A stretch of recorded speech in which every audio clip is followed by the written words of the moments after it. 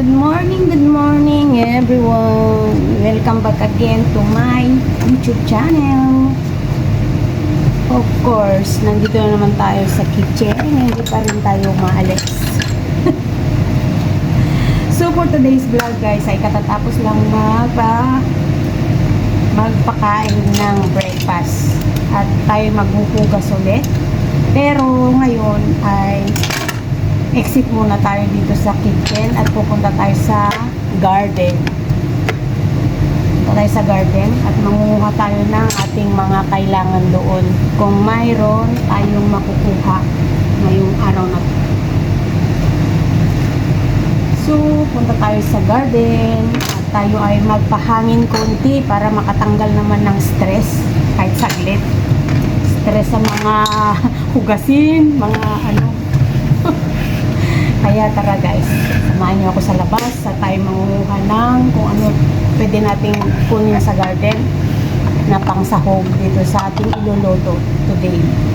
Or gagawa natin ng salad. Kaya tara!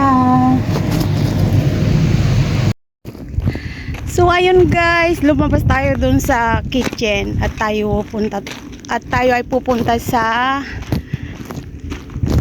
ano ba tayo pupunta? Nakalimutan ko na kung saan tayo pupunta guys. So, sobrang pupunta tayo ng garden at mangunguha tayo ng pangsalad o di kaya kung ano ang may isasahog doon sa ating munting garden. At para makapaghangin-hangin naman, makaihip ng makaano naman ng fresh air kasi doon sa kitchen puro electric pan na lang, ang init-init. So tara guys, hindi tayo nakakalabas, hapon na ako nakakalabas doon sa kitchen kasi nga sa daming trabaho doon, kaya hindi ako nakakalabas dahil pagkatapos ng breakfast maghugas, pagkatapos ng hugas ilagay lahat doon sa lagayan. Pagkatapos ko nun lahat ay magluluto na naman ako ng pagkain ng staff. Tapos katapos nun kakain, hugas, tapos hapon na. Hapon na guys. So doon lang ako makakapaglabas dahil matatapos na yung Tapos kung nagkasabay-sabay naman ng mga order ng mga guests, yun, wala tayong time talaga na pupunta sa labas. Kaya ngayon guys, kasi medyo mainit doon sa kusina, medyo masakit ang ulo ko, kaya nagpahangin muna ako kasi baka naman bumigay ako doon. Wala kang ibang pangalan nun, malanghap kung hindi yung gas, hindi yung electric pan. Kaya tara, sabi ko punta muna ako ng garden, makapag-exit man lang konti at makapag ng hangin dahil masarap ang hangin ngayon, mahangin ba? Masarap ang hangin. Para natikman, talaga lang. Mahangin ngayon, kaya tamang-tama na magpahangin konti, tapos babalik ulit sa kitchen. Kaya umpisa na natin guys na maghanap kung ano man ang ating mahanap dito sa garden. Dahil alam nyo ba na dito ito ang outlet ko pag nai-stress ako, masakit ang ulo ko, marami akong iniisip. Ito yung aking pinagkakaabalahan para yung iniisip ko mawala. Kahit papano, at saka parang meron akong peace of mind dito sa garden. Kaya kahit pagod na pagod ako ng hapon, dito pa rin ako sa garden, nagdidilig, tinitignan yung mga bunga, tapos yun, parang may nare-relax na ako. Kaya ang laki ng tulong sa akin itong garden kahit nakakapagod dahil pagod ka na nga sa trabaho, pagod ka na sa lahat-lahat doon sa kusina. Tapos pag hapon na, meron pang trabaho dahil magdidilig pa ako. Kasi sayang naman pag di ko diniligan, mamamatay. At saka sabi ko nga, ito na yung stress reliever ko. Ito na yung ano, ito na yung ano bang tawag nito. Basta guys, pag ano ako dito sa garden, nawawala yung akong ano ba, yung aking yung iniisip, parang maluwag yung aking ano ba, hininga. Basta na ano ako, nawawala yung stress ko dito sa mga tanim ko. Natutuwa ako sa kanila dahil marami silang bunga. Yun, same time, meron akong pagkuhanan ng mga gulay kung gusto kong kumain, mag-ulam, gusto kong magsalad, gusto kong kumain ng mga ano, cucumber dahil ang dami niyang bunga. So, ang dami ko nang sinabi guys, kaya tara, ano na tayo, magpitas na tayo guys. Samahan nyo na ako.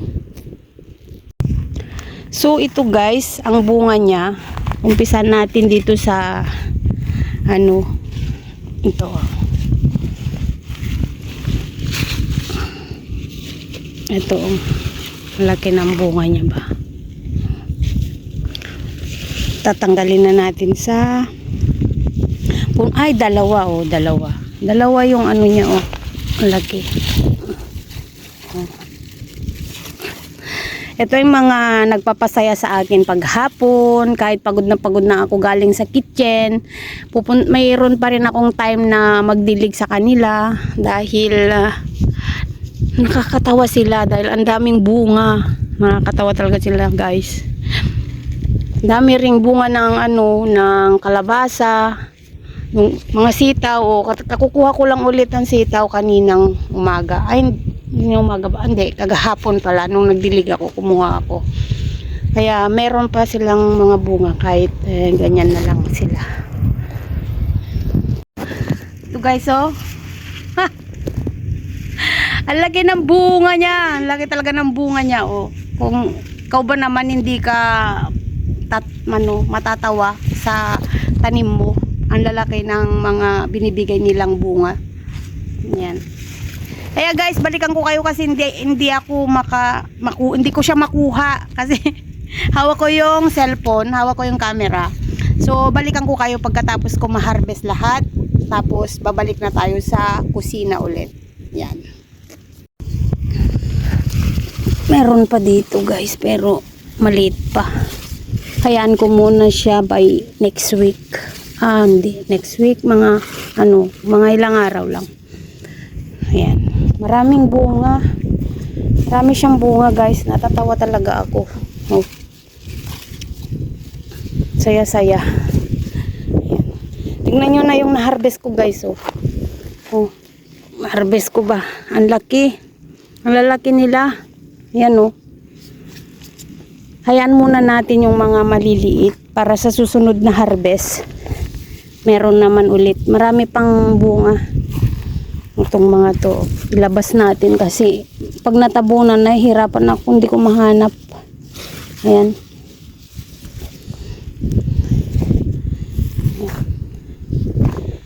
Ayan para sa susunod naman guys. Tingnan natin yung kalabasa. Kuha tayo ng kalabasa. Ito naman yung kalabasa guys. So, ito naman ang kalabasa natin. Pero maliit pa. Maliit pa ata. Diba pwede to? Pwede na ba to? Maliit pa siya. Marami na siyang bunga.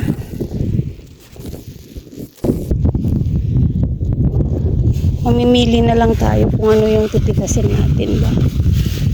Saan na ba yun?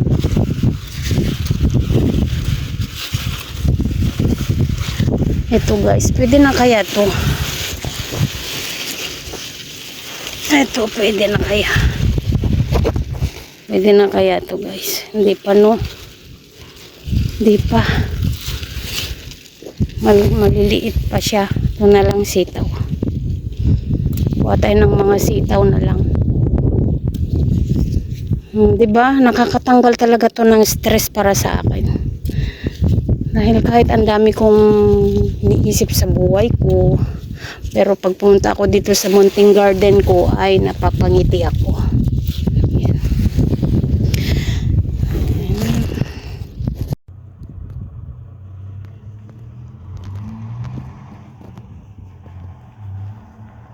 Kung saan-saan ko itinanim ba. Sa gilid-gilid ng mga bakod. Tingnan nyo guys, oh. Pati dyan, oh. Pati paso. Upo naman yan. Tapos mahabang sitaw. Tingnan nyo, hahabang sitaw. Ah, mahahabang sitaw. Maliliit pa sila. Doon kasi sa kabila, maliliit na sitaw. Dito naman yung mahahaba. At yan naman yung kangkong ko, ubos na. Naulam ko na lahat. Yan, tara na guys, balik na tayo sa kusina ulit. Nakakuha na tayo ng ating sasaladin. Pansalad at pangsahog. Yan guys, tapos na tayo mag-harvest ng gulay. Dito naman tayo sa ubasan. Tignan natin kung may makukuha tayo dito sa ubasan. Yan. Daming bunga ng ubas din. Marami ding bunga ng ubas. Yan. Tayo ay mangunguha ng ubas na konti lang. Ito, pwede na kaya ito guys? Ito, pwede na to ba? Pwede na kaya ito? Hindi yan pwede. Malilit pa. Dito tayo sa mas madaming bunga. Dito. Kuha tayo konti lang. Kuha tayo ng konti. Ay, maliit din. Saan ba maliliit man? Kuha. Walang mas malalaki. Malalaki. Ito kasing ubas na to guys, pang wine. Hindi to pang kain. Pero kuha tayo ng konti o kumuha tayo ng konti. Yan. Ang dami nilang bunga. Oh, dami talaga nilang bunga guys. So, pag nag-harvest naman ito, gagawing wine. Kaya tara na, nakakuha na tayo ng konti lang. Dahil malilit pa, hindi pa pwede, maasim pa. Nakakuha tayo ng konting ubas. Titikman lang natin kung okay na ba. Huwag muna tayong mag-harvest ng marami, baka hindi pa ready, sayang naman. So, balik na tayo sa kitchen at naka-harvest na tayo guys. May konting ubas, may konting kamatis, at may konting sitaw. Tapos yung cucumber na ang lalaki. Ayan, balik na tayo sa kitchen. Ang daming bunga. Oh. Dito sa tapat ng... Ang dami. Oh. Pwede na to. Tikman nga natin.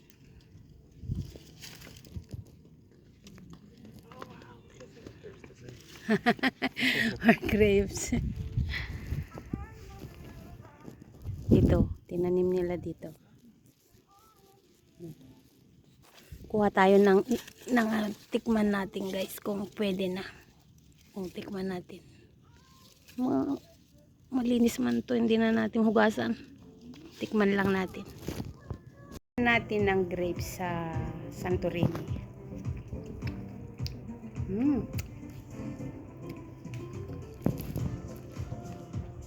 Kaloy na.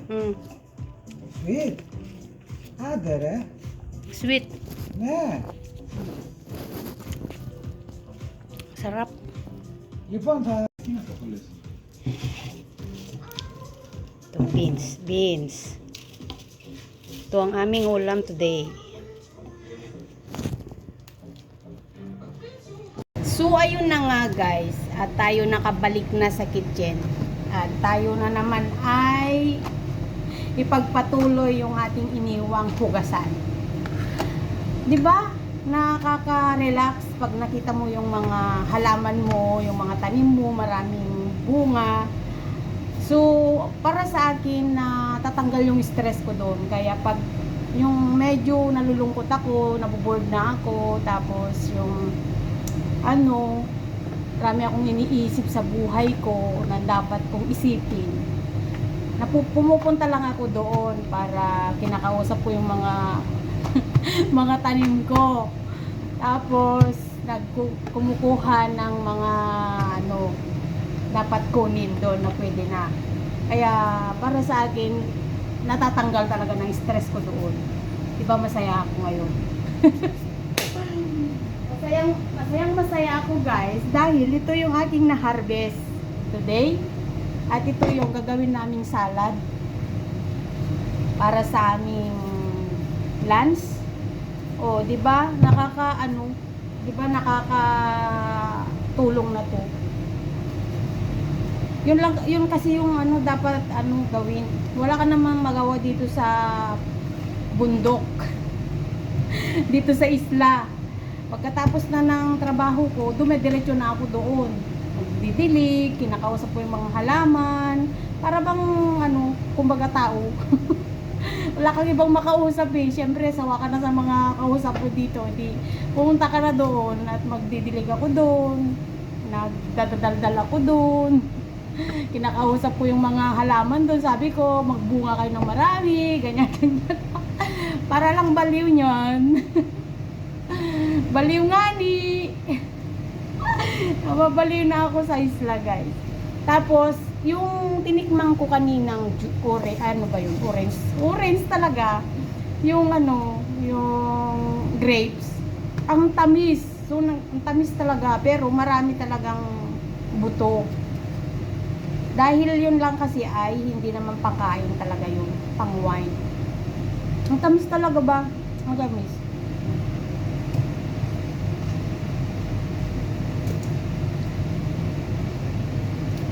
Grabe, laki oh.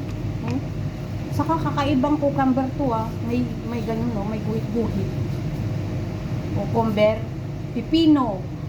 Pipino guys, oh, pipino ang tawag nito sa Ilocano, pipino. Sa Pilipinas, pipino. Tapos meron akong nakuhang mga sitaw. Yan, yan naman. So, ipagpatuloy na natin ang ating gawain, guys. Babalikan ko kayo after a while. At magluluto na ako ng pagkain ng staff mamaya. So, balikan ko kayo kung ano ang menu today.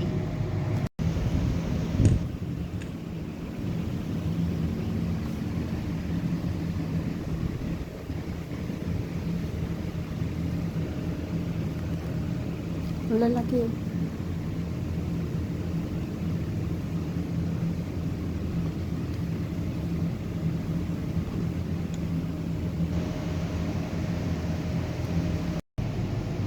Totoo pala yun guys, no? Ang sinasabi nila na pag nag-garden ka, nakakatanggal talaga ng stress reliever. Naniniwala na ako guys. Kaya kung stress kasi ako, doon ako pumupunta eh. Kaya alam ko na totoo pala. Totoo pala guys na kahit papano pansamantala ay mawawala yung mga iniisip, mapapalitan ng ngiti. Diba? Pagpatuloy na natin guys. So, ang dami ko pang gagawin. Babalikan ko na lang kayo. Back to normal ulit. Nakapagpahangin na, nakapagpitas na ng gulay. At magluluto na tayo. Kaya, balikan ko kayo guys.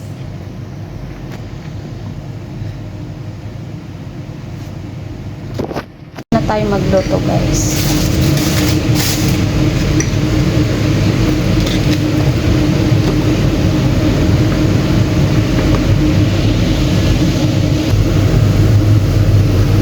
At ito guys, sahog natin dito yung beans. Pagkain nito ng stock. Ginisa ko to ng sibuyas, bawang. Tapos nilagyan ko ng tomato sauce. Balikan na lang natin guys. Lalagay tayo ng palaman. Lalagay tayo ng palaman. Ubus na.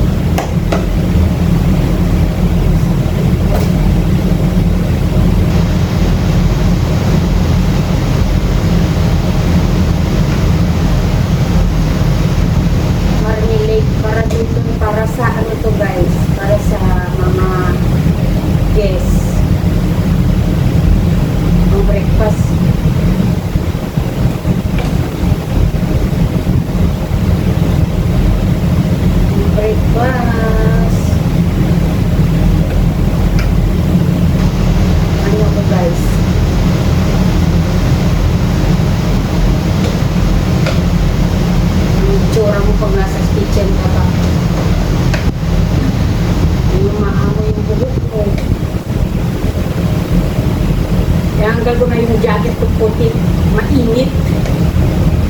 Electric fan lang ang ano dito kasi ano ba, hindi daw allowed ang ano, aircon sa kusina.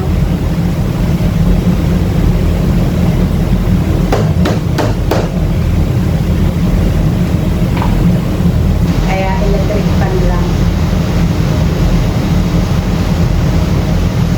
Ito naman ay apricot. Apricot. Ang pakit. Wala yung takip pa. Ang pakit.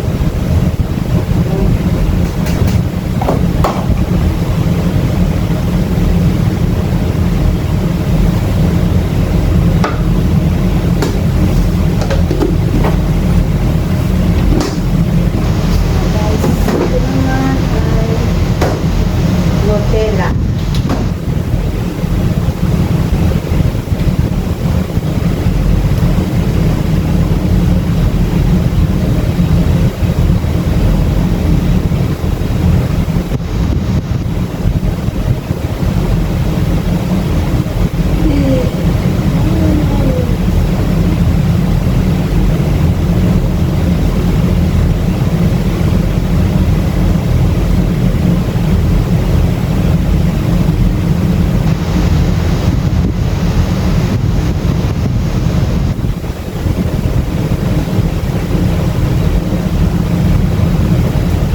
Sabay-sabay ang ating ginagawa guys habang nagluluto tayo ng pagkain ng guest. Maglalagay tayo ng mga ano kasi kailangan natin ito bukas sa breakfast.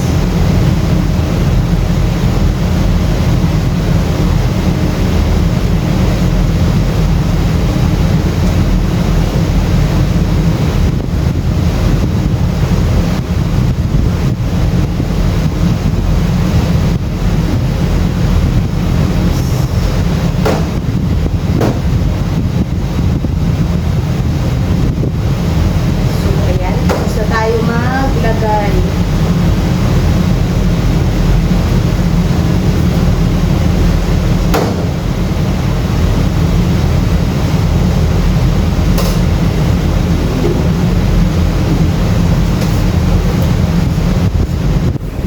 Saan tayo maglagay ng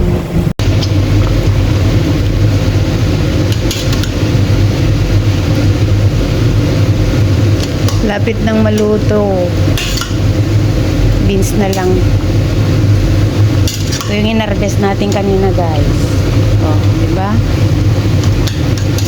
Libre na naman. Basta may tanim ka lang, magkakaulam ka.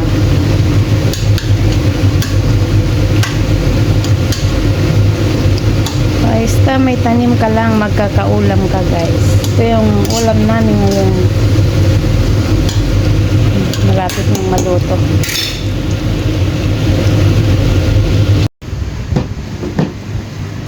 Cheers.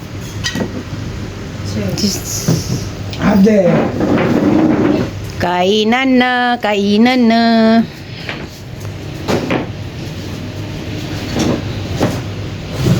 Bread is made from white flour. Ne.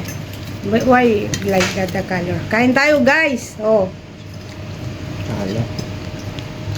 Kain tayo. Good. The beef, they have smell. Ah. Oh, No.